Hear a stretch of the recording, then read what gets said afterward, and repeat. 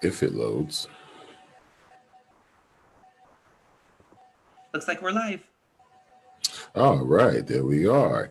Hello, everybody. Welcome to We Are Listening. Thank you for joining us for this special Giving Tuesday edition. My name is Ahmed Dents, Development and Artistic Associate here at San Diego Repertory Theatre. I'd like you to say hello to my co-host, Artistic Programs Manager and Local Casting Director at La Jolla Playhouse, Jacole Kitchen. How you doing, Jacole?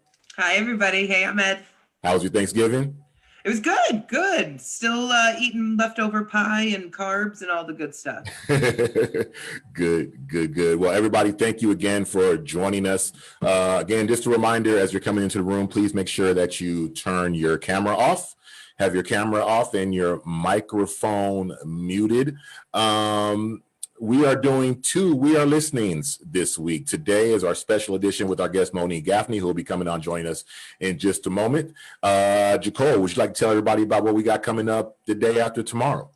Yes, this Thursday, December 3rd, for We Are Listening, we are going to be joined by Destiny Lilly from Telsey and Company, casting office in New York, as well as Nicole Durner-Sessian, who is the owner and founder of Firestarter Entertainment, a bi-coastal talent agency. Specifically, the agency is a full service agency. She specializes also in musical theater talent. She just signed a pretty big name Black artist, which she will talk about next week or this week. That's Thursday. That's 2 days from now. So super excited to talk to Destiny Nicole this week about representation in casting and talent management. Cool. And anything La Jolla Playhouse where you want to talk about? Well, happy Giving Tuesday, everybody. You can always go to La Jolla Playhouse's website, lajollaplayhouse.org, if you would like to extend your giving. But lots of great projects continuing to go on with our Digital Wow series. Please visit lajollaplayhouse.org. Lots going on. Yes.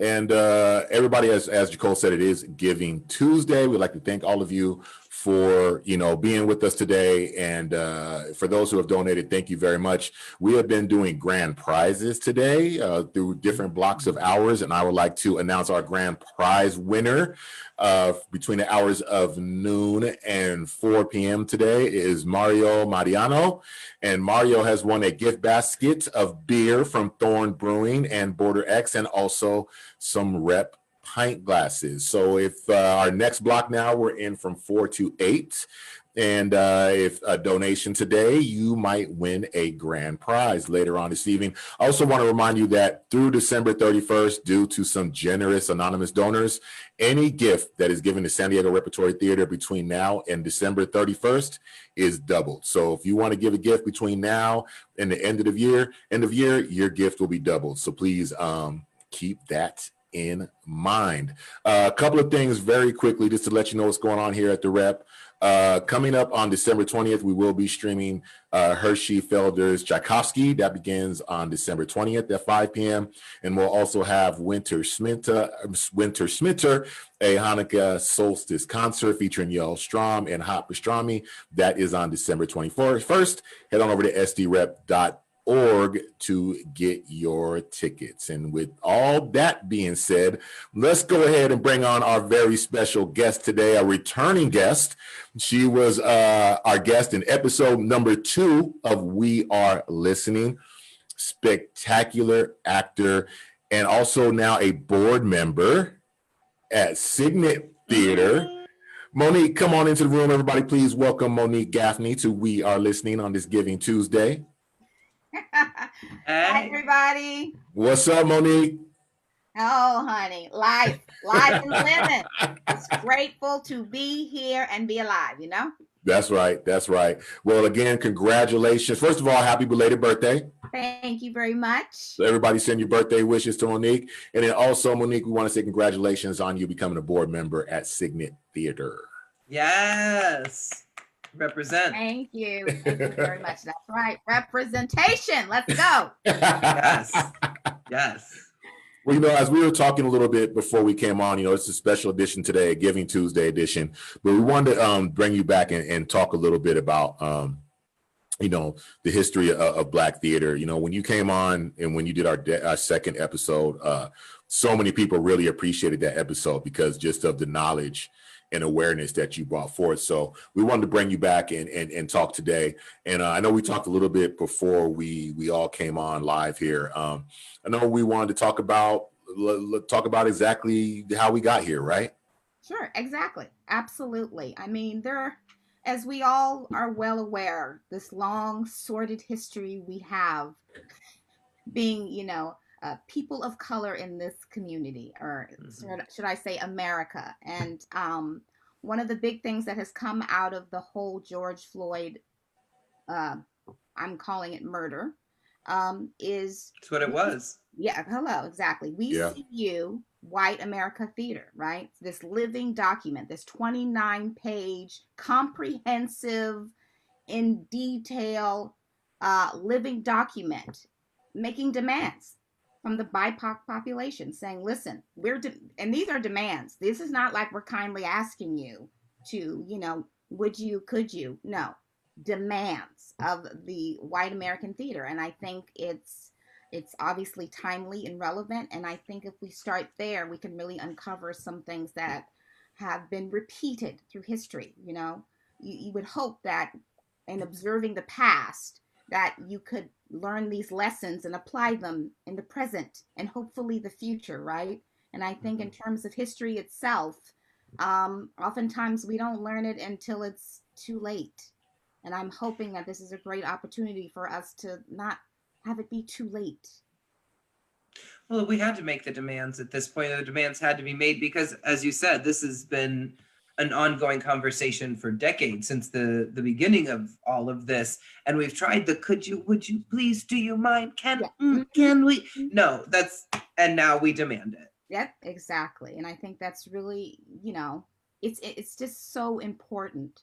I was reading, and reviewing history, right? Which I always like to go back and do. I'm a little bit of a nerd with history anyway. American history, African American history. I think it's just part of passing down from my father, the late Dr. Floyd Gaffney. He's like, you need to know where you come from. You need to know about the people who were the first and realize that you're not going to be the last either. And hopefully not the last in terms of what you pass on. And so there's this book about African American theater, Chronicles, many, like centuries of it. It's edited by Errol Hill and James. It's not going to come to me. It will come to me shortly. And there's a foreword that's written by the late, great Lloyd Richards, who oversaw the great director, African-American director, but also oversaw the Yale graduate theater program for many, many, many years. And I actually had the opportunity, a little sidebar, to, I met him, I was in grad school at Columbia University, and I think I had recently graduated, or it was my senior year, and they said, we need a young African-American actress to come and do this reading. And I'm embarrassed to say, and I can't believe I'm publicly saying this, I was a little late to rehearsal, got lost on the train. It was the train's fault. But anyway, I got there and I just was like, let me be ready. Like, I did my work, and I did not know it was going to be Lloyd Richards, because it was somebody else they had said was going to be the director. And then I came in and I was like, oh my Lord, I'm going to get murdered I mean, I was 2 minutes late. It doesn't matter. And I got there and I was like, I went straight to work, and he was just phenomenal. He was just so forgiving, and so on and so forth. I was a reading. I did a New Federal Theater, which is still currently in New York. It was a wonderful experience. And hello to Woody King, who is still artistic director. But the point I wanted to make about history, in terms of the comments he made, was, he said, it's important to look at history in four different ways. So you have those who participated in the actual event, right? Second, you have those who observe the event and they have their opinion of history, right? With some room for their own version by word of mouth. There may be a little bit of embellishment. There may be some forgetting. right? And then there may be some Mm. adjustments that we make, right, in terms of observing history. And then third, you have the professional observer who looks at history and he puts it in a book and it's chronicled in the library somewhere. And then fourth, you have those who do not write about it, right? And I think for African American history in general, it's told by storytellers. We have griots, right? So it's all oral tradition. Little is written down, but there is some, right? And it's and but you have to look for it. You have to deeply look for it. Luckily, we're in 2020, so this information that I got about history is from like 17 to 20 years ago in this book that first came out. And I think when you're dealing with history that is through oral tradition, a lot gets lost, right? So, in terms of African American history, we have what we have, and then to look further in terms of African American theater, there's even less, right? And so it's like, what do we do to keep those traditions alive and the history? And I think that's just so important. So, looking back through that timeline, how theater has been so relevant to social and political trends and issues that are occurring then and now. It's like, it's just so relevant and pertinent. So it excites me, as you can see. I'm a little like, what? It just does. I don't know. I'm weird like that. But it just like, it gets me going because I'm like, please, again, let's learn these lessons. This has happened before. This George Floyd situation has happened before. Um, I was doing some research about Raisin in the Sun because somebody asked me to come and speak to students about it. And I found out, I didn't know this, maybe the two of you may know this, um, about the whole conversation. Let me just start with this. There is a photograph from this during the civil rights movement, and I believe this was 1963, 64. This photograph was taken of two white cops putting their knee basically on the neck of a black woman. Yeah. Right? Okay. Yes. I'm gonna say Yeah. people know about this. And if you don't, like, here's the information. And I did not know at the time. And I was like, what? So real. Yeah. Yeah. And fortunately, this woman did not die. But was anything done? Like, no. There was a photograph, which obviously is evidence, right? Because people always talk about these things that happen in behind closed doors. And I'm like, no. We have photographs, we have video.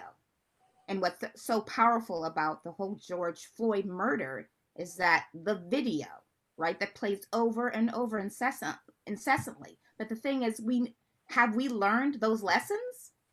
I think not.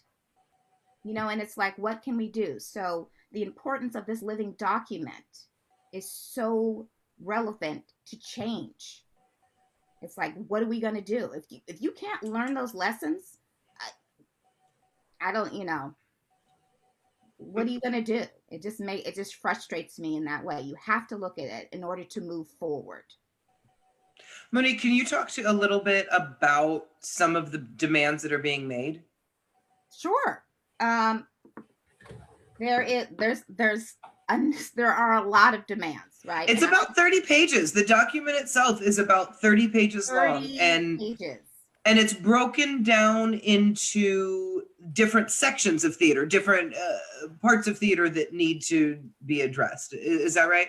Absolutely. Like, it's like I said, it's very comprehensive, and it does address theaters in terms of obviously in terms of race, but in terms of gender and all the isms, I call it, right? Mm-hmm, and its demands, right? I'm looking here at the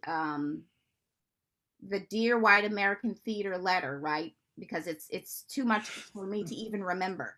That's right, because it started with, that's right, because technically there are two documents.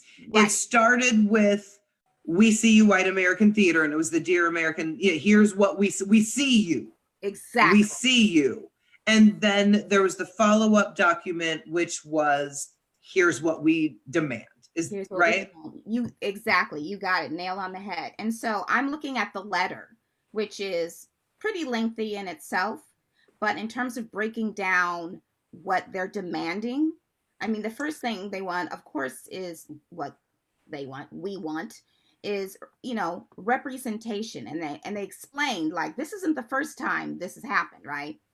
We are a part of history, and this is the umpteenth time that we have made demands, right?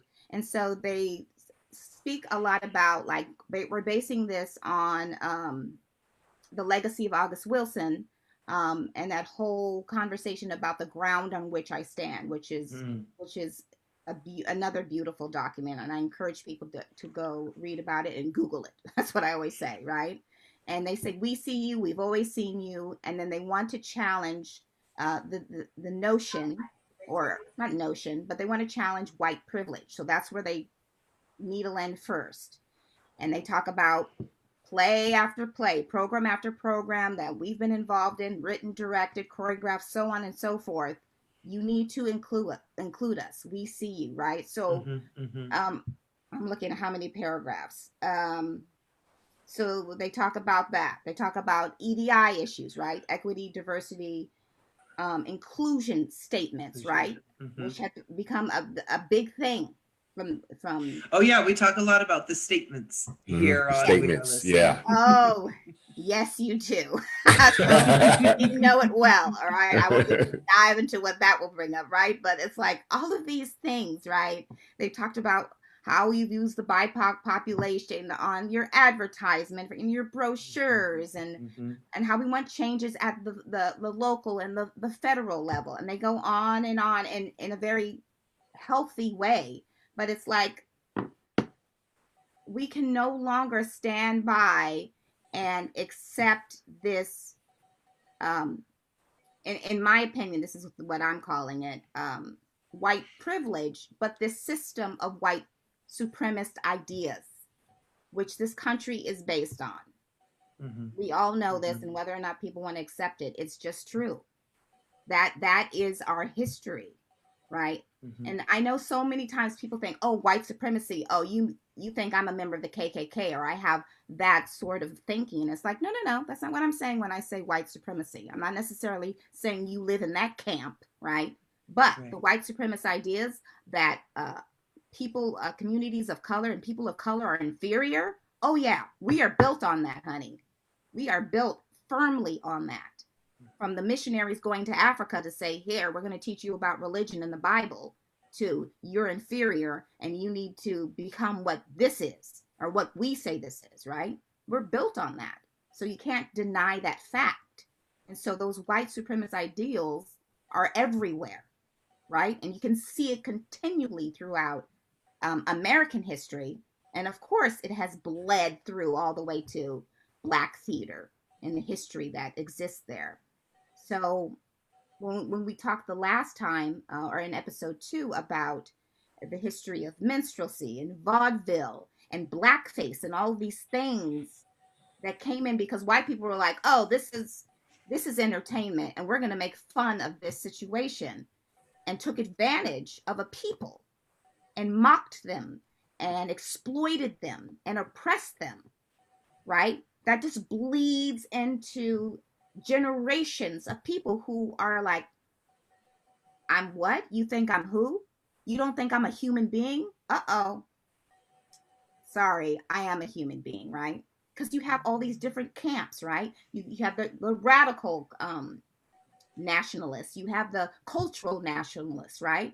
So you have people who are like, by any means necessary. And then you have the people who are like, yes, I understand you and I support you. However, I am more focused on a nonviolent movement, but I want to embrace who I am as a Black person, and I honor that history and those traditions, right? And of course, they came up against each other with conflict, but I think in the end, it's still like, what is the ultimate goal? So whether you were a Martin Luther King Jr. supporter or Malcolm X supporter, it's like, what was the end goal?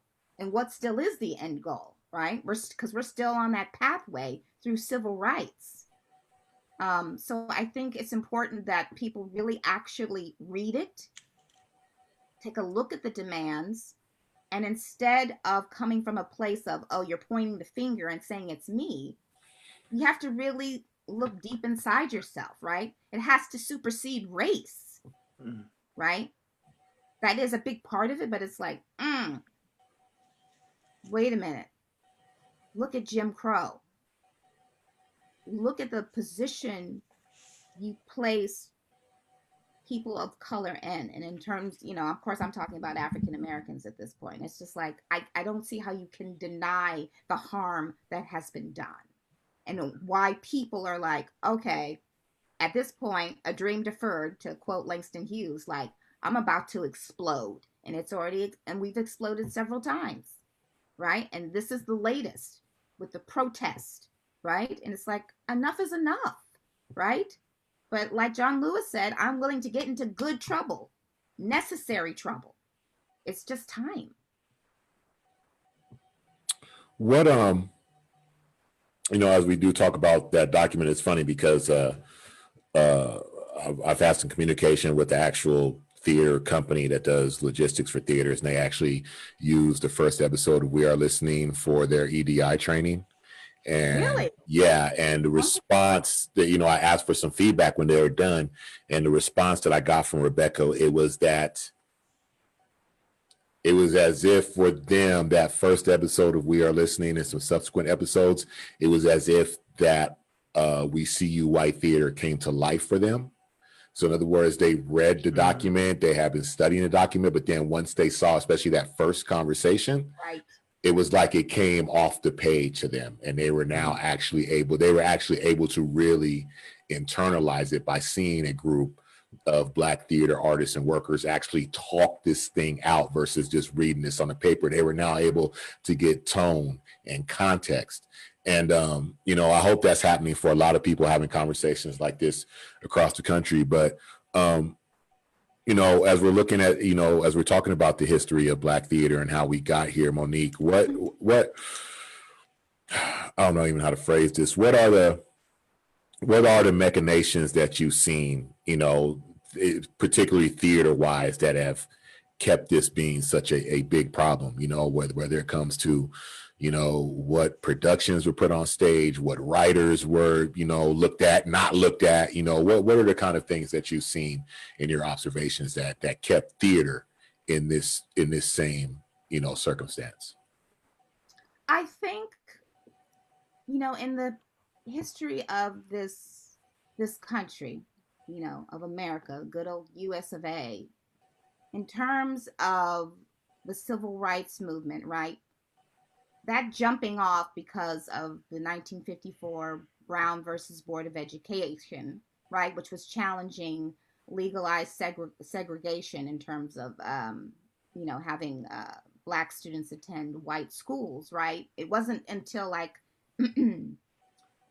for me, speaking about history, like when that happened, right, that went to the Supreme Court, and finally it was like, okay, no longer segregation, we're ending legalized segregation, right?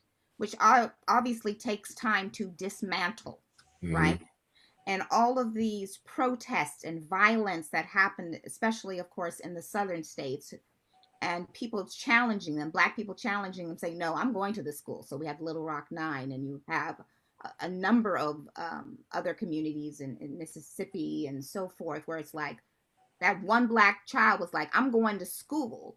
And to see the country basically just come up and it just explode with rage, of course, certain states, and then to have the federal government to have to intervene to protect Black people in the state. I say all of this because when you have that sort of a tumultuous history, it creates, the domino effect. So then when I look at African American theater history, right, and I look at the timeline and I think, okay, when we came to like 1965, basically to 1975, and we had the Black Arts movement, right, and we had heroes like Amiri Baraka and Ed Bullens and people of, Langston Hughes coming on the scene, even though he's more out of the Harlem Renaissance. Still, when you have this group of incredible Black artists who are like, we're here, and they're asserting Black power for a very particular reason, like, listen, we are human, and I'm not asking for permission anymore, right? Like that's when that started to happen. And I think at this point with theaters 2020 and with what's happening in society, it's like, okay, let me tell you what we're not going to accept anymore. I will say for myself, obviously, personally speaking, um, there's not enough representation, obviously, of people of color. And because we're going to stand by and accept that, whether that's obviously in casting and in positions of power, which is the thing, right? Because a big thing about being involved in any sort of institution, and we're talking about institutionalized theater, as I call it, it's like we as people of color need to be in those positions of power so that we can obviously make those decisions and even more have the opportunity to make those decisions artistically and financially speaking, right? We need to be able to have our foot in the door to do that, and not to only be the artist on stage and on the crew, but to be in the boardroom, right? And I think that's a big thing about the living document that I was drawn to the most, was like, yeah, I need to be in the boardroom telling you what I want and how I'm going to do it, and having the money to do that, right? Because money is power. Let's just be real. And so, and it's, again, I'm not asking, you need to let me in, right? So even if if I get to the point where it's like, okay, there are those theaters who are like, I don't need your permission. I'm not waiting for it. I'm going to do it the way I want to. Very much in the vein, sort of like of Stokely Carmichael, as I hear in my ears, right? Like, I'm not worried about integrating. I'm not worried about sitting next to somebody on the bus. Mm-hmm. I'm going down there to get you out of there so I can get in, because I need my freedom, right? I'm born free. But then I get here and you tell me that I'm not. And so you have those people who ascribe to it and say, yeah, I'm not free. And then you have the other camp that's like, oh, I'm sorry, I'm human. I'm not ascribing to any of that. And I think all of that has bled into the theater. And so in terms of pursuing, in terms of producing theater, we need to be the voice to the voiceless. And to me, it's those communities of color. And so I think the machines that have been at work have been like, we're not going to, we'll have one Black person, involved as a stage manager. We've all seen the machinations of this, right? Mm-hmm. To the point where, but now I feel like with my invitation to be on the board of Cygnet, like you shared, that's huge for me. And it's not to say that they haven't had Black people, they have. But now it's like, oh no, now we're under a microscope, and now there are certain demands. And people are, like you said, their eyes are wide open now. Just like you said, because they've read the document and they've seen that people are literally demanding this. Like, I'm not doing it anymore. And they've heard these stories. There's countless stories, right? From the actors to the producers to directors. You guys have heard them. I'm like, this is what this We Are Listening is about. And it's like, if people are really listening, then they're going to make those changes and invite you in. And if not, you're coming in, whether they say it or not. And I think that's what we're up against now. So it's like, I don't care what your policies are, they need to change. And with all these people coming in with their statements, my concern is that, are you really going to uphold those? Because, you can say anything you want to say.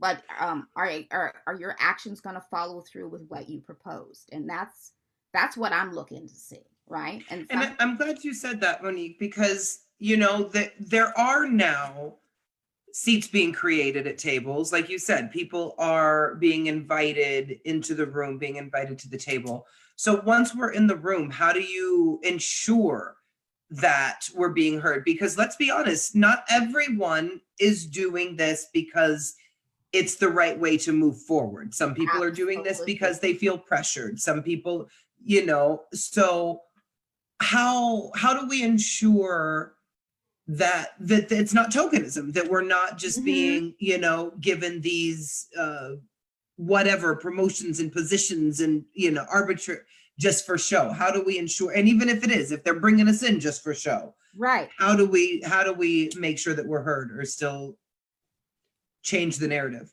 I think that's a fantastic question, and I wish I had a blanket answer for you, right? Like I'm like, this is the way, and this will ensure that we are. But I think starting there, getting in the door, right? And not to say that there haven't been some Black people in there. Of course, we know there have been, but let's just be real about like where we're at exactly, 2020. And I think one of the ways I think to ensure that, at least this is one idea that's coming, you know, to my mind like right now, is okay, we're in these rooms and there has to be, and this might need to be like not might, I think it definitely needs to be included in people's statements, right?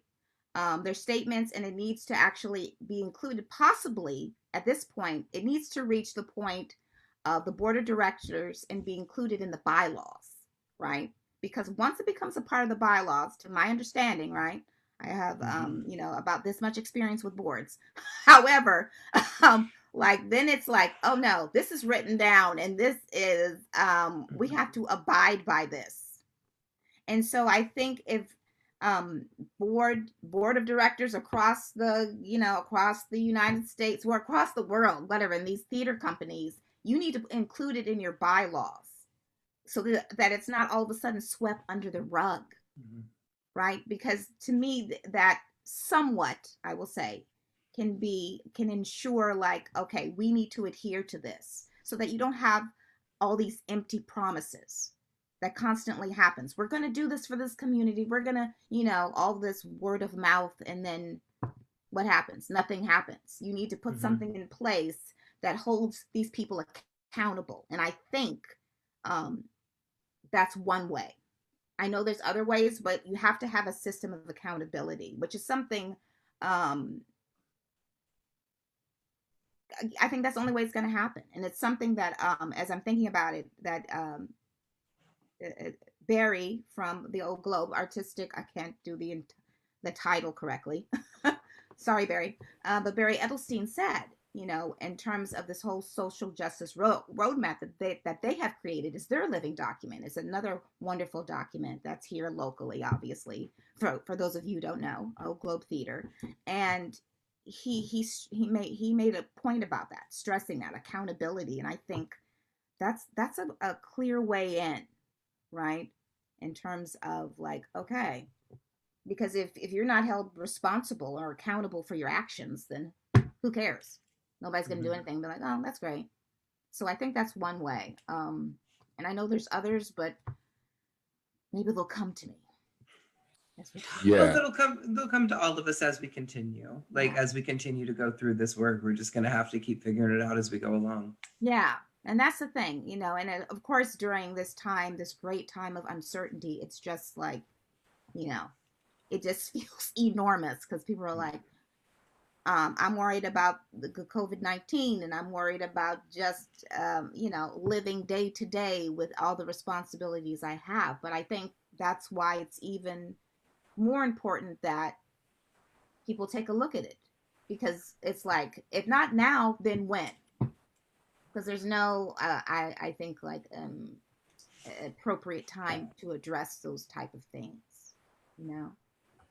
Yeah, when Sam was on a couple of weeks ago, we actually had that discussion about, you know, what happens after all the hoopla's gone, you know, Right. what happens after the doors open back up and we're doing things back live on stage, you know, and we have been talking to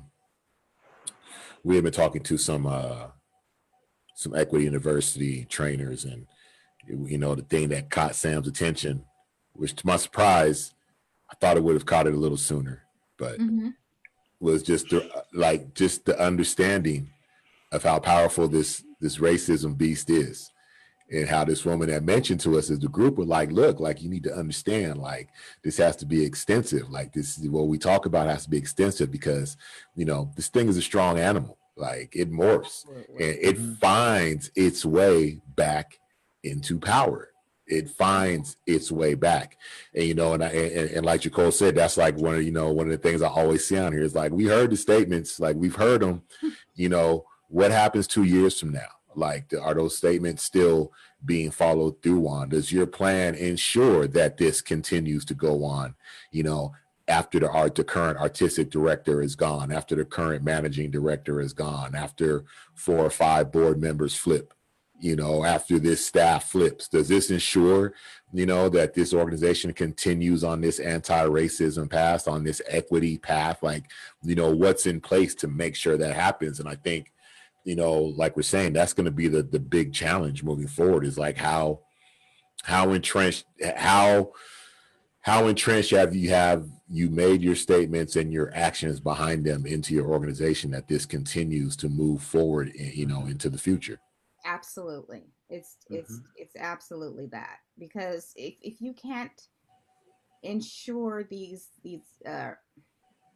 these are simply just promises that never come to fruition, then the pushback or the fight back is going to be fierce. It's going to be even worse. So I would hope that white theaters, are thinking about that. Like, what if I don't keep this promise? What is going to be the consequence? You have to like think about that, because in my opinion, it's going to come back even harder. I don't see how it can't. People are going to go ahead. It's interesting that you say that about the consequences, because that is something that is not included in the demands, you That's know, right.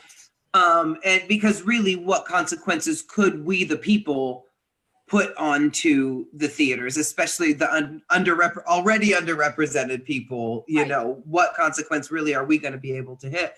But I think it's interesting that in the ways that it's up to the theaters to stay accountable and to figure out for themselves what the consequences are. Absolutely. I think that's brilliant. I think because I feel like as communities of color are always put in the position of having to say, oh, this is how you do it, or this is how we want you to do it. No, I'm like the thinking of whatever current generation and great thinkers like, you know, Baldwin and other Black nationalist leaders who are like, look, no, I need you white people to go in with your people and figure it out for yourselves, because we've done a lot of it and we are exhausted. Yeah. We are exhausted being Black and telling you about being Black and how and what you need to do. You need to figure it out for yourself, right? And there are some that are doing that, but there are many, as you know, that aren't. And it's like, you figure it out and you tell us, and then we'll tell you what we think about it, right? Because it's always been the flip side, right? And you end up being in the position of I think back in the position of accepting what their ideas are, right? They're, I don't want to say white supremacist ideas, but I'm thinking like the big Stokely Carmichael speech that he gave. This is something from that I'm thinking about that he gave in 1966 to it was a student conference, and at the time he was the chairman of SNCC, Student Nonviolent Coordinating Committee, and this was after John Lewis, right? Yes. So he gave this lengthy speech at UC Berkeley in '66, and one of the points that he made, when he was addressing white America, as he put it, was that, listen, for years you have told us, he said, I'm a Black man, I'm a proud Black man, I'm a human being, and I know this. Only you are the one that does not seem to be aware that I'm human. And yet we have all these bills, all these things that come that are brought to the, in front of the Congress and whatever, and people are bringing all these bills. So we have Amendment 13 and 14 and about voter registration and about, our equal rights, right? And he's like, I already know I'm equal. You have the problem with me being equal, right?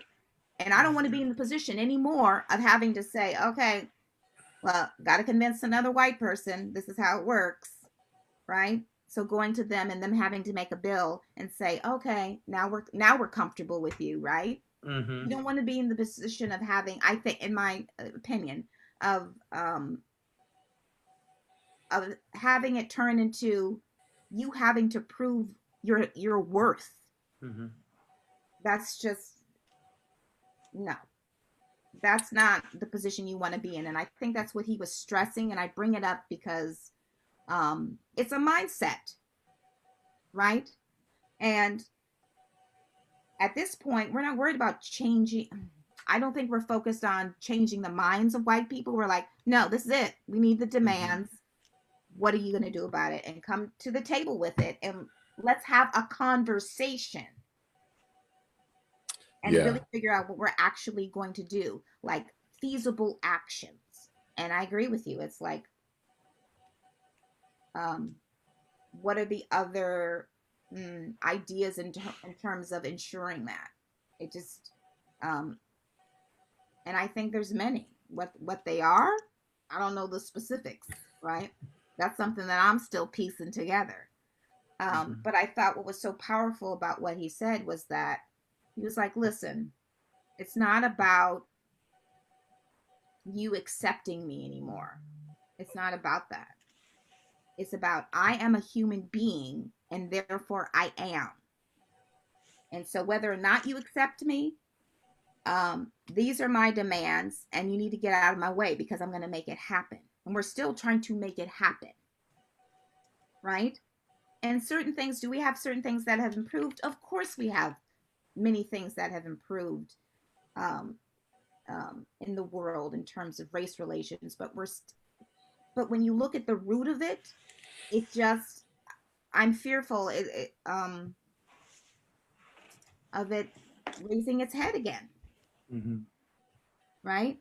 Because that's a possibility that this will become the race summer of 2020, as you're saying, like, and we will move on and people will calm down and they'll forget about it. And I'm like, I don't think that's going to happen this time. It's not going to happen. It's funny how you mentioned like how we're tired, right? Because, the last couple of months we've been having, discussions about anti-racism training. And it was funny because one meeting somebody was asking me, well, Ahmed, what do you think? And I was like, I don't know. I don't have a frame of reference for it. Like, I don't have a frame of reference for anti-racism training. Like, I'm gonna have to jump in it with y'all because I don't know how to officially be trained to not be racist. It's a completely separate thing in my brain that this is an industry that's popped up right now. And we need to have classes on how not to be racist. Like, it's just, like I have to grasp that myself, that's what we're into. It's like, I have to laugh at myself. Like, okay, we're having anti-racism training. We need training for this. We need to have someone come in and teach us this. Okay, great. But the other part of that is kind of like, I don't know if you guys heard about, I can't remember the exact name of the theater. I think it's in Chula Vista, and they had received like a letter because they had put a Black Lives banner on the top of their theater, and somebody sent them a letter saying they were going to diss and urinate. It was on stage Playhouse. Yeah, on stage Playhouse. Yeah. And I looked on social media and I saw it made the news, and everybody was outraged and this and what are we going to do? And we even had internal conversations here, should all theaters make a statement? And my thing was kind of like, yeah, it sucks, huh?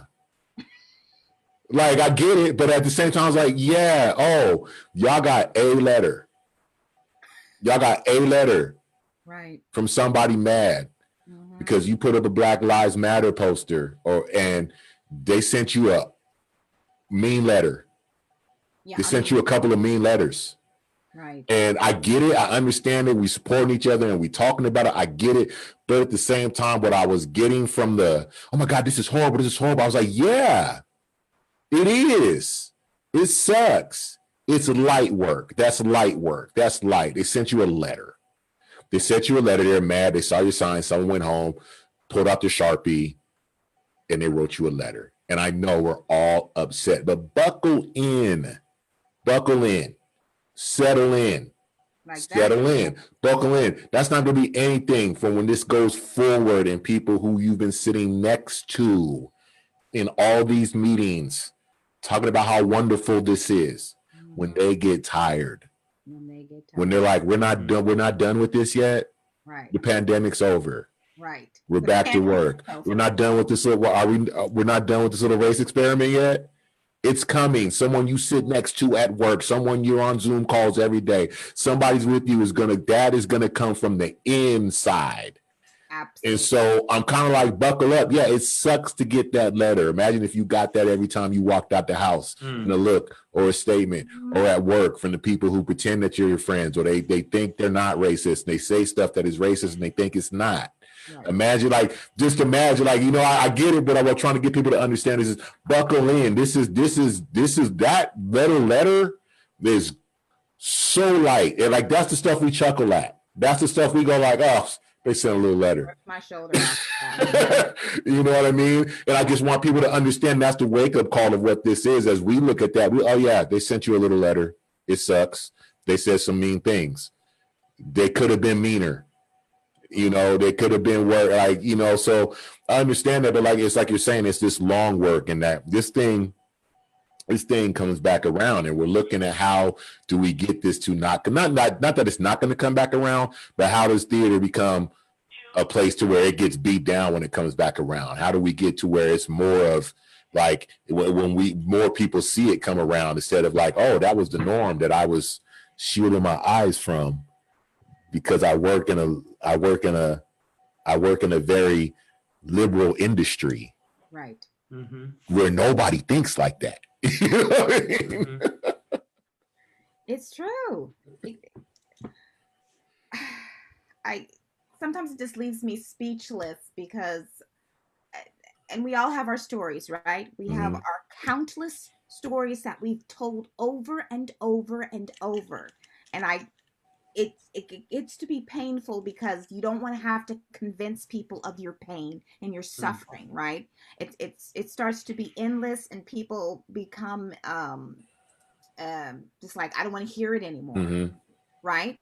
Because either they think I'm not responsible for this. I don't have to do anything about it. It happened so long ago, or whatever the instance may be. And I'm like, okay, maybe you didn't start it, but you certainly need to be a part of the population that finishes it, for sure, because you are reaping the benefits left and right.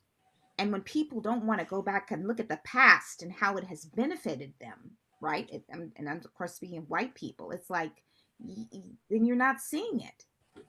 You're taking this moment in history out of context. Oh, yeah.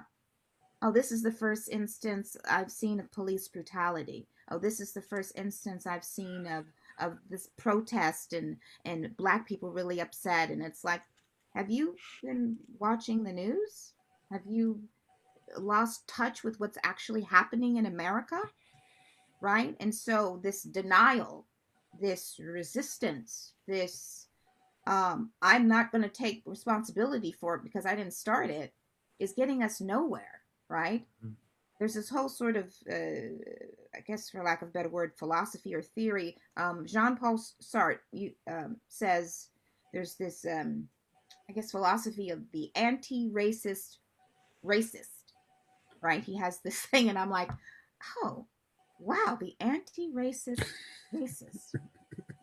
Okay. Oh, you're on something. And I'm like, yeah. Okay, Jean-Paul. Hear you. Write that next play for us. Oh, right. He's long gone, But it's like, wow. When I came across that term, I was just like, if people could really, I don't even want to say the word. It's not embrace, but see beyond their personal dimensions And as much as possible, obviously they cannot live in our shoes, but just put one foot in there and see what it's like. Mm-hmm. And have the experience of being a Black man walking through these streets, of a Black woman walking through these streets, right? I can go on and on. I just think I wouldn't see how they could deny that things have to change. And it keeps happening, right? It hasn't stopped. Right. What Black man are we on that's been killed today? Mm. Right. Again. And I'm like, or Black teenager. I'm like, what? Right. Right. And so then when you look at these instances, like you look at Ahmaud Arbery, I think of Emmett Till from 1955. Mm-hmm. Mm-hmm. I'm like, that man was jogging. He whistled at a Mm-hmm. white woman. They brutally murdered him. Brutally. Like it just hurts me. Yeah. And then I don't even know to what extreme happened to Ahmaud Arbery because they haven't released those photos. But the brutality that has happened to African Americans' bodies and minds is just throughout history just infuriates me, right? So then when I look at African American theater history and I think, all right, 1821, the African Grove Theater, these two African Americans, you had William Henry Brown and you had James Hewlett. African Grove Theater. We're in New York City. We're on the East Side. We're going to do theater about us. And we're even going to try some Shakespeare. And then police raids come in from white people are like, no, you're not. I don't think so. You know, it's been happening forever. 1821. Mm-hmm. They closed down 2 years later in 1823 because they can't. Police raids, somebody's always calling the cops on them. Like, no, you're not doing that in here. Making up a bum rap for them, right? And then to fast forward, I'm not going to go past a lot of history, but we talked a lot about it before, from the minstrelsy and blackface and vaudeville and this racist history of like, we're going to shuck and jive and make fun of these Black people and make our money off them, right? To Black people saying, no, we're not doing that. We're Black Power, right? 1965, here we come. What camp are you in, right? Mm-hmm. So that you have an appreciation for who you are. So it's already hard enough for some African Americans to appreciate who they are because the internal self-hatred, let alone it coming from the world. I don't know what I'm pointing to. I'm pointing to my window. But anyway, from that coming in, right? And you're like, I already got self-hatred. And then you're imposing that on me or through your oppression. That is a volatile, violent place to be. So I can't imagine, or I don't want to imagine, a world where you continue to have that system with your knee on my neck. And for me to be able to flourish in this world. I have the same rights as you do. So why wouldn't I want the freedom to do what I want in this world? Like, so for the continued, just like what I consider violent denial, it's just, it just, gets me wrapped up about like, okay, yes, I can go through all of these instances of history that still are mirrored today. Like I said, like we talked about the photo of the Black woman with the knee on her neck, 1964, George Floyd, who obviously was murdered. It's like, how far have we come? Mm-hmm. What has happened? And my fear is that we will go backwards, right? I think we're talking about that. And it's like, nobody wants to go back to those days where our Black leaders are being assassinated left and right, where people are going back to almost practically lynching us on the streets. Not practically. No, they are, exactly. Thank you. Yeah, still lynching us in Palmdale, California. Yeah. Yeah. I'm just like, what? Mm-hmm. And I think some people are you have those who are terrified, and you have those who are like, what do you want me to do? Right. Oh, well, you need to do something, right? And if you're not, well, again, we'll do it for ourselves. And that's the painful thing, when people are not willing to participate in this democracy for real and make changes, right? You know, when you think about voter registration, when you think about all those marches from Selma to Montgomery, when you think about John Lewis being hit in the head in Birmingham and beaten with baseballs and baseball bats and lead pipes, and all these masses of Black people who fought and died so that we could have the right to vote, so that I could sit in a restaurant with everybody else. It's just like, I just, it makes me go, okay, you guys, you're not looking at history because obviously you don't want to be responsible for it. And you, and ultimately you must not care. And I'm just hoping to God that that doesn't happen. Right? I'm looking at your, I'm sort of doing a sidebar, and I'm looking at this photo you have, Ahmed. This is Baldwin, and the far, it'll be on your far right. Yes. This one up here. Where am I? Yes. That's Baldwin and Nina Simone. Nina Simone. Okay. I'm just thinking because I was looking at I watched this morning, I watched I Am Not a Negro. Yeah. Yeah. Brilliant documentary. Excellent documentary about James Baldwin and him looking at the relationship and race relations, looking through Malcolm X, through the eyes of Malcolm X, Medgar Evers, and Martin Luther King Jr. Mm-hmm. And for those who don't know, and I was just touched again by a number of his statements, which I can't repeat verbatim, but just when he said, when he left America and said, I have to leave because I'm not a part of this anymore, and I don't want to be. And I went to France and then came back. I believe primarily because of, and correct me if I'm wrong, but to my belief, because he could no longer stand by and watch, in terms of integrations first starting to happen, these Black children going to school and just being spat upon and everything happening there. I was taken with a number of his observations, and one that really sticks close with me is this, and I don't have this quote verbatim, and I think people know it, and they can definitely check out the documentary about, I'm not the N-word here, right? This is something that you, white society, has put upon me. And we can't get to the root of that, then we have I won't say we have no hope, but if we can't solve that problem, then we can't solve anything else. Yeah, because he was talking about how growing up as a kid and you're watching westerns and you're watching the cowboy chase the Indians, and then one day you wake up and you realize you're the Indian. You're the Indian, exactly, and you're like, what? Hold up, wait a minute. I was just very taken with that, and it is. Anybody listening, I would say, I think it's on PBS, and I think it's on Netflix. I think it's on Netflix. I Am Not Your Negro. It is one of the best documentaries I've ever seen. It's absolutely spectacular. Monique, I also want to get into, we still have a little more time. I wanted to get into also what we talked about a little bit, because we always talk about the flip side too, because we know what should be on the organizations.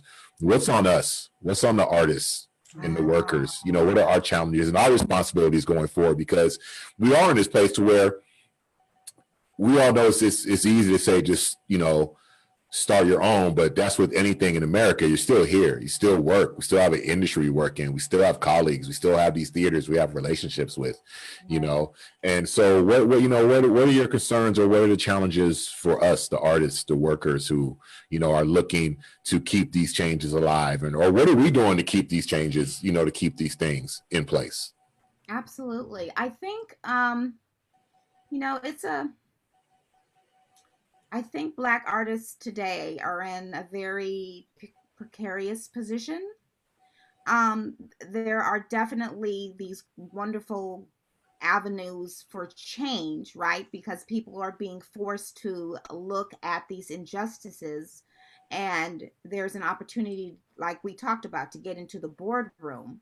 But in terms of artists, for those artists on the stage, right? Like me and others, it's an opportunity to make a lot of your own devised theater, right? So that you can address those things that are of importance to you and that you're passionate about, right? So I think that there's that thing. Um, and there's also the opportunity to collaborate with a number of uh, white theaters who and really hold them accountable for the statement, like, oh, this is what you said. I mean, like, at this point in the game, for me, I'm not afraid to approach those theaters and challenge them on their statements, like, this is what you said you're going to do, like really holding them accountable for it, but not to the point in which you have to what am I thinking, like, where it becomes this huge ball of politics, right? Right. I want to be able, as an actor, to come to this theater, right? Who say is doing whatever, a black production number, whatever, and as a black artist, and feel safe. Number one, and that's going to take some time. The thing about it is the evolution of these ideas and demands is going to take time. And so it's figuring out how to play that field, right? Because obviously it can backfire on you as an artist. So as much as I'm in support of those who are like, listen, I'm a black theater company, I've existed this way, and I'm comfortable being, I don't want to say separate, but like telling those stories, and I don't need help. Let's just say if those exist, which I think some do, great. But I think what they have to keep in mind is there are disadvantages to being separate, right? Because we have a whole, population of people of color. So realize that if you're only catering to one, that what's going to happen is that could limit you. I don't say it's important that you tell those stories so that you represent that population. I think that's great. However, when you become of the mindset that I'm only going to do these stories, and if you don't support me and you're outside of my community, I don't care, because you can't move forward. They have to be invited in because they need to learn about you, right? So even if you're a black theater, and there's several, right, historical black theaters that still exist. We have common ground theater here, I think, and that's beautiful. But I think what they're doing is they're inviting everybody in to hear the black story, of course, right? And because it is so important now, people are willing to listen.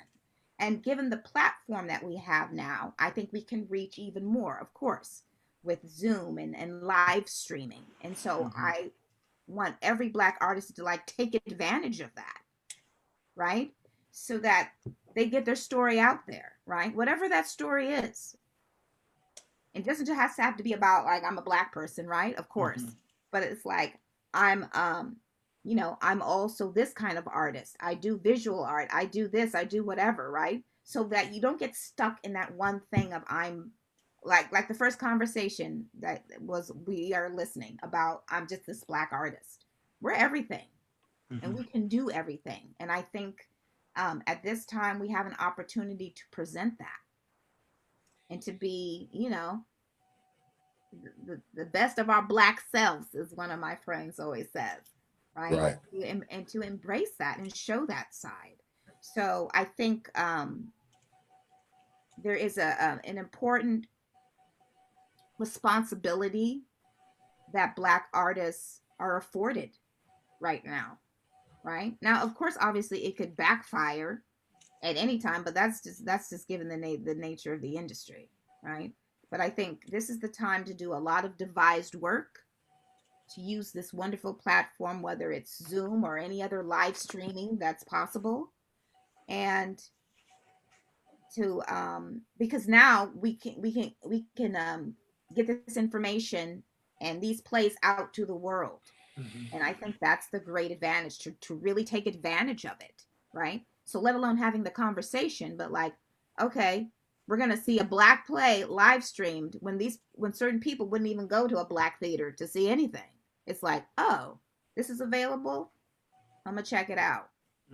So the opportunity for that kind of expansion, I think, is great, right? So you can really sort of for those to introduce it to people who haven't been involved in, who know nothing about it, or to reintroduce people to like Black theater. And it's not one thing. That's the beautiful thing. It's many different things, and it always has been. So I think there's a great opportunity there. And like, we're still here and we're on the map. And while you guys are in the boardroom or wherever you're at, white theaters, and figuring it out, great. We're still going to keep moving forward, because the thing for me is that to keep pushing, moving forward, because it's going to take a while for the demands to happen. And that doesn't mean sit back and wait. I'm not insisting on that, but it's like, in terms of being realistic with time and the evolution of change, we're all very aware of that, how that evolves itself. So I think there's this great opportunity, and to not get stuck in one thing. Like, you can be many different things and serve many different communities. Like, we're in this, as much as there is this not effort, but as much as there is this I don't know what the word is, but well, I'll say effort to entertain, or like premise that we're going to entertain. Oh no, this is a great time to educate. This is a great time to educate yourself and your audience. So I don't know. I have big dreams and high hopes. I know my friends are like, you're an idealist. That's not happening. And I'm like, don't stop. Maybe. Right. Don't defer my dreams. Yeah. Exactly. So I don't know. I try to keep hope alive. Well, part of that is blazing the new trails, right? So, you're on the board of Cygnet now. Right. It's a new thing, a new place. Absolutely. And you, Ahmed, you were at the artistic table at San Diego Rep. I am. It's funny because, and I want to ask you this, Monique, because, being as part of the artistic team, so now I'm reading a lot more scripts. Okay. But what is so good about that is because, for so many years I've been, in the administrative space. So, I've read scripts from time to time when there was a reason for me to, or if there's something that was really interesting to me. And for some work that we have coming up, I've been reading a lot of scripts lately. And so part of what I'm understanding is the importance of us being in the room is because I am now reading so many Black stories that I'm like, yeah, this is one that needs to be told. Yeah. You know what? Yes, the boy did get killed in the play by the police. But damn, I never heard this story about the mom going through it. There you go. I never heard this story about the cop going through it. Or now I'm being so much more exposed to all these different players that I know have been out here for a while now. And I wonder to myself, dang, how come I haven't seen any of these on San Diego stages? Because they've been out for a minute. They've been around for a while. This sounds pretty damn compelling to me. It's a pretty damn compelling story. Like, I don't see this story about Black folks being on stage. Right. You know what I mean? Yeah. And so I guess I just want to ask you, how do you feel, or, I know it's only been a minute, but how do you feel about your role being on the board of Cygnet, and what are you looking forward to in taking part of in that new position? That's a great question. When I was asked to join the board, I'll be honest, I was surprised. And not because I thought, oh, they want this Black person as the token, right? It was more like, how can I contribute? Because there's this part of me, right? After George Floyd's murder and everything that has happened since, there was this huge part of me that was like, okay, I have a lot of white people coming to me and like offering to do things and say things, and it wasn't that I necessarily thought, are they genuine or something, but there was that part of me being who I am where I'm like, is this real? Like, is this really happening? Are you really offering me help? Because to be honest, for the most part, I'm used to doing it by myself or just getting with my community and figuring it out, right? And that's not everything, right? And that's not everyone, excuse me. So, when that first started happening, I was a little bit hesitant about accepting it, right? One thing I was like about accepting other people's help, white people's help, right? Because part for me was like, oh, if they're offering, that must mean I'm weak, right? Hmm. That's something I grew up with, right? I might be generational in my family, I don't know. And I was like, oh, wait, am I weak? Wait a minute, no, I'm not. I know what I'm doing, right? And then I thought, wait, are they being genuine? What are they saying about me, right? So, I went through this just, I don't even know what to call it, conundrum. And I was like, okay, Monique, like, center yourself. What's happening to you? So when the offer came on the table, and I started getting a lot of work and it was great. I mean, I've been very fortunate and blessed to work in San Diego. It has been a great blessing and I'm so grateful for the opportunities. But like they were coming like gangbusters. And this was sometimes from organizations that, I was like, am I the one Black person involved? Like, what's happening? Right. But it was like, great. I was like, okay, awesome. So when this opportunity came to be on the board, I thought this is a great opportunity for me, along with uh, um, kudos to Anise Ritchie, as you already said, but hi, Anise, to be a part of a board that is willing to listen and to make those changes, right? We keep talking about change, change, change. And I'm hoping that being on the board, let alone offering my, advice and and my thoughts and ideas, that actually that they will be heard. Number one, that I'm hearing in the room and they'll be heard, and that some of those will actually those ideas will come to fruition. Like that's going to be the test, right?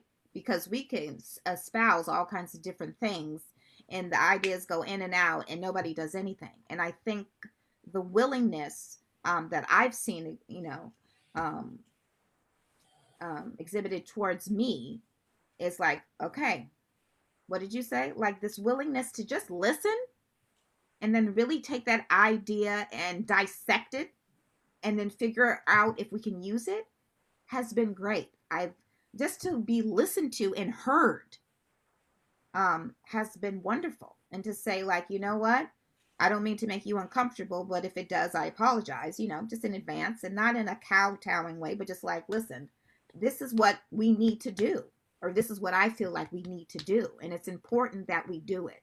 So to have that platform to say that and to have that voice, and not just for me, but representing other Black artists, it's a huge responsibility. And I think they're willing to listen. And so the next phase of that, again, is like, okay, are we really going to implement these changes? Because they need to happen, right? Like within the board as well, but in the list of various programs, right?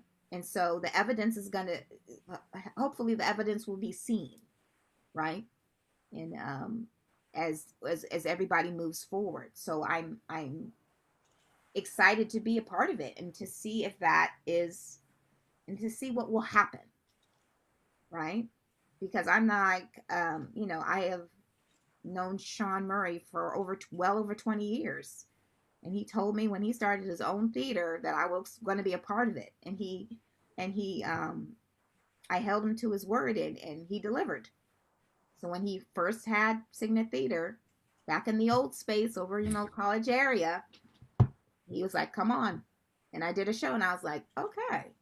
So for me, he has a history of keeping his word. So let's see about this next phase. Mm-hmm. That's right. And I'm not just holding him accountable, of course, it's everybody on the board. It's you, Sean. No, like, it's like, but you know what I mean? It's like, okay, we're gonna all come together. So I'm on a committee, and we've had wonderful conversations. They had EDI training, like real EDI training, and it's like, okay, you're actually going to take that next step. You're going to listen. We're all going to participate, and let's, again, taking action and making it stick. Right. So I'm excited about being involved and having that happen. So we'll see. Right?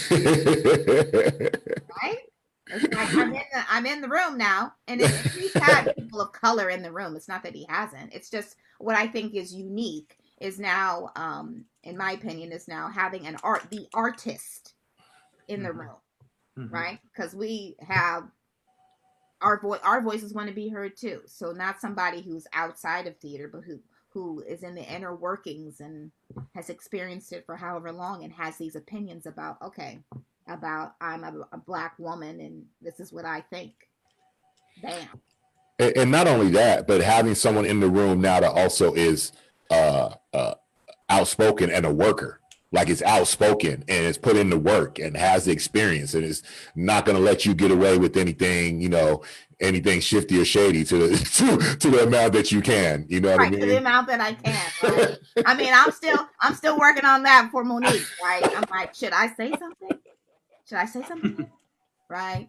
I mean, even in my other job as a teaching artist, right, and as an adjunct faculty, I came up against, like, this past spring, I was teaching an arts movement class and a dance class, and the conversation that I had to have at the final faculty meeting was just revealing. Like, and I have to say that I realized for myself, I have to step up. So I like that you said that. Like, I can be very outspoken with theater, but sometimes when I'm in the community, like this was a faculty meeting with, all white teachers who were like, "Oh, you're there?"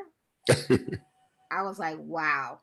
Yeah. And I just expressed my, pain over not having the statement letter and so forth. But like from then on, I just kept driving, right? But self-preservation is important, right? Right. So while you're in the midst of all these fights, you have to be aware of your limits. And like, okay, this is as much as I can take today. I got to detach and then I'll come back, right? Because like you said, this is a long fight. Yeah. Yeah. A long journey. And so we're running the marathon swiftly, but it's going to take some time, but I'm in it. I'm in it to win it. Well, we glad you in it. We all in it. We trying to win it. The only way we're gonna win it is together, though. I hope we all realize that. I the only way we're gonna win it is together.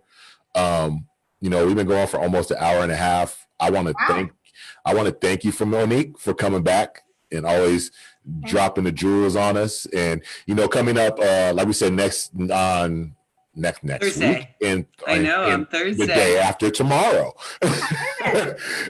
Destiny Lilly and Nicole Pryor Dennis Sezian. I think I pronounced it right this time. And then also on December 17th, guess who we got in the house? We got Anise Ritchie will be here with us. Yeah, your board mate at Cygnet will be here with us. I want to mention one more thing before we get out here, because I've always told her she's horrible at promoting her work, and I don't know how she thought she was going to get away without promoting this here on this here episode. Please head over to LaJollaPlayhouse.org and check out Spitting Truth to Power While Light Leaping for the People, starring Elise Cooper and Shammy D, directed by director extraordinaire Jacole Kitchen. She does not co-directed by Jacole Kitchen. She does not pump up her work enough, so I don't know how she thought she was going to get off this episode without that getting mentioned. Look, Monique, I gave her the ball at the top of the post. I gave her the ball in the post, like Shaq the score at the beginning of this thing, to talk about what was happening at the Playhouse, and she didn't mention it, so I had to put on Michael Jordan in the fourth quarter and take the ball back and do what I had to do. Okay. You got to do what you got to do. So come on. You got two powerhouses, Shammy D and Elise.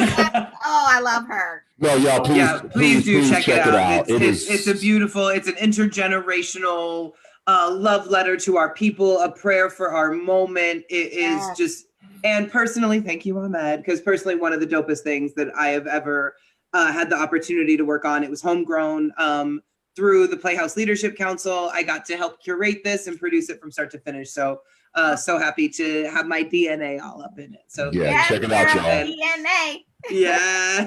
Check it out, y'all. It's dope. It's inspiring. Please check it out. Monique, again, thank you so much for joining us today. Absolutely. Thank you for having me again. I do want to give my little pitch.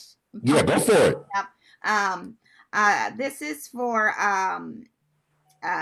Common Ground Theater. They are launching Uplifting Black Voices this weekend. It is a staged reading series. It's Saturday and Sunday at 4 p.m. Pacific Standard Time, both days. The first piece is called Speaking Truth to Power by Robert Alexander. I'm in that along with Larry Brown and Rihanna, but oh Lord, I'm gonna say her last name wrong. Bizor? Don't kill Bazor. Thank you. Don't kill me, Rihanna. So that will be the first one. And then on Sunday, there's two shows. One is called Boy, and the other one is called Burden of Proof by Chris Eli Blake, I believe, and they're all directed by Yolanda Franklin. Wonderful. Who's in the house? We see you out there in the audience, Yolanda. See you out there. Yes, absolutely. So I'm excited about that. So Black people are doing things, doing it. That's right. Hey, y'all, thank you for joining us again. Make sure you come back and join us on Thursday. Just head on over to sdrep.org/listening to register for our talk on Thursday and for a couple of weeks after that when we talk to Denise Ritchie. And Monique, again, can't thank you enough. Thank you so much for joining us and giving us an education as you always do. And Jacole, thank you very much. Thanks for having me. Thanks everybody for listening. And we'll talk to y'all again on Thursday. Okay, sounds We'll good. be here. All right, y'all. Bye. Bye.